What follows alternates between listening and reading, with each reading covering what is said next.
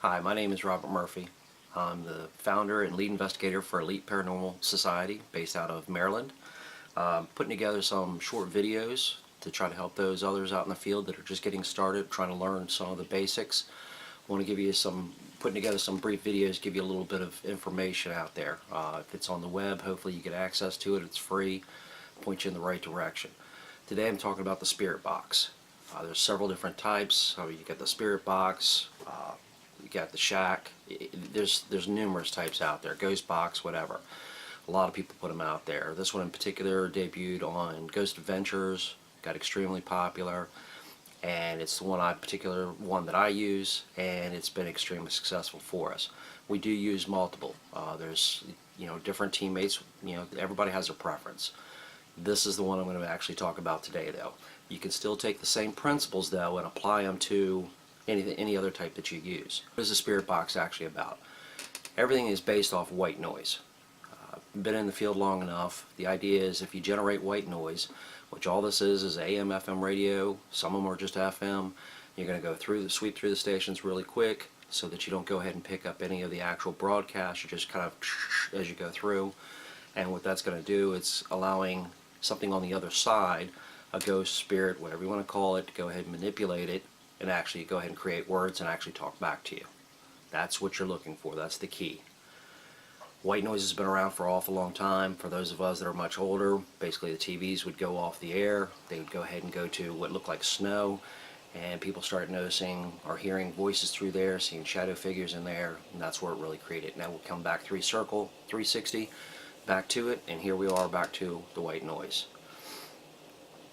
The spirit box itself, one of the things you want to do, because you are using radio stations, you are absolutely going through radio stations. So if you go really slow and you sweep at a very slow rate, you're going to start picking up bits and pieces of those radio stations. Guaranteed. You start hearing the weather channel, temperature, whatever, it has nothing to do with what you're actually working on, more than likely.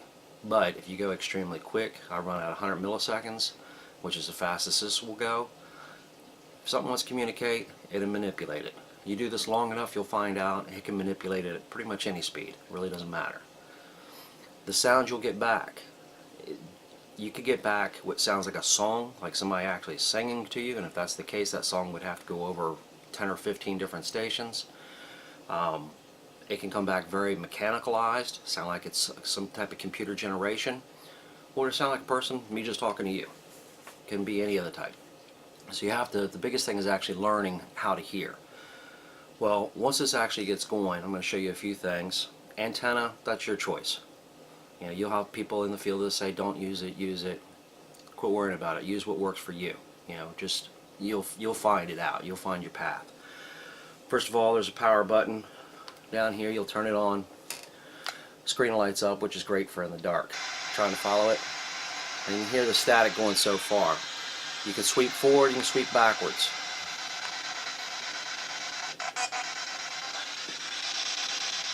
That's 100 milliseconds right now, it's going through. You're basically covering 6 or 8 stations a second at least. You can hear it slow down.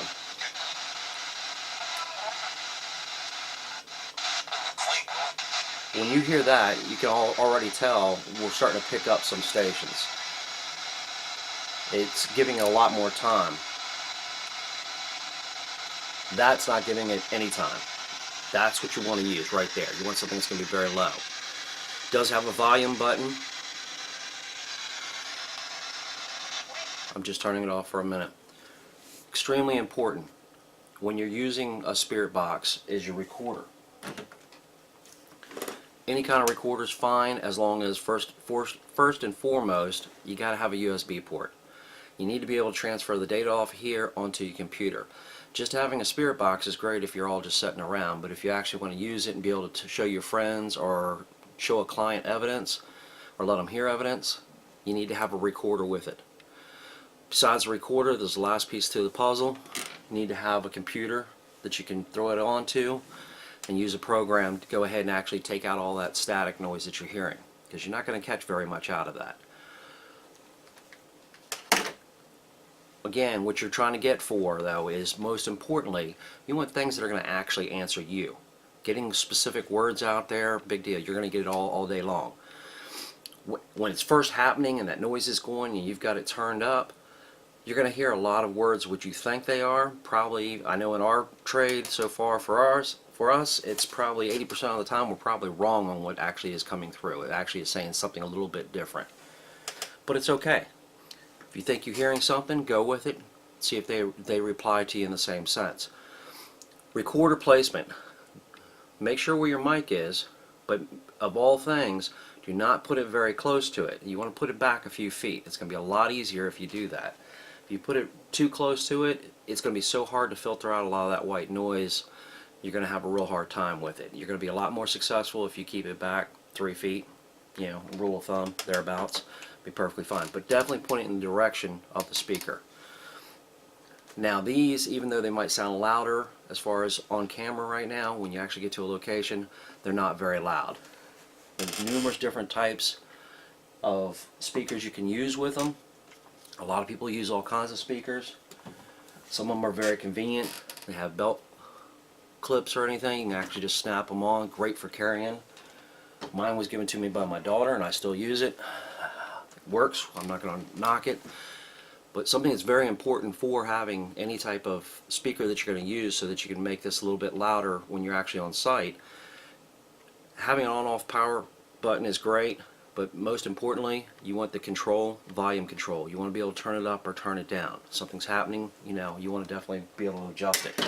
It's a very big deal for us. When you're asking questions, ask specific questions. Don't go in, first thing you do is introduce your name.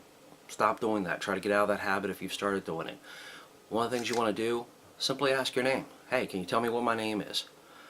If something comes through with a specific name of yours, okay, it should get your attention, especially if you can hear it when it first comes through. Other ideas. What color is the shirt I'm wearing? What color are my shoes? Don't be afraid to ask those. Those are specific questions that you're looking for. If something comes back and answers you, yeah, you ought to take notice of it. I mean, that's something solid. That's something that's intelligent, something that's actually willing to communicate with you, which is not every day. Go off the board. How many fingers am I holding up?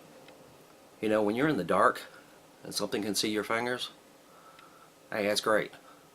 You know, if you've got it on video, then you can tell you got how many fingers up. If not, you want a little something to mark it. A whiteboard. You can have a small whiteboard, write a number on it. What number is this? And just hold it up. And just move it around in case we don't know where they're sitting at. So don't limit yourself. But if you really want to have good evidence, you want specific evidence. You want specific words, specific statements that have come through. Most of what comes through on the spirit box is going to be limited between probably 1 to 6 words in a row. Then you can start hearing the same voice repeating and coming through. If you have a question, it's okay to go back to that question later on. But even when you're asking your questions, slow down. Don't ask so many questions so fast. You know, if you've got 2 or 3 people, suddenly everybody wants to start asking questions. Slow down. Give it at least 20 seconds in between questions. There's different groups, different speeds at which, depending on what you're talking to, is going to answer you. The last thing you want to do is be talking on top of them. This is just one of multiple videos I'm going to be putting out. I will be covering recorders, trying to give you an idea. I'm telling you exactly what my team uses, what I specifically use. You're welcome to go out and get anything different that actually works for you. That's perfectly fine. I'm not knocking any brand out there whatsoever.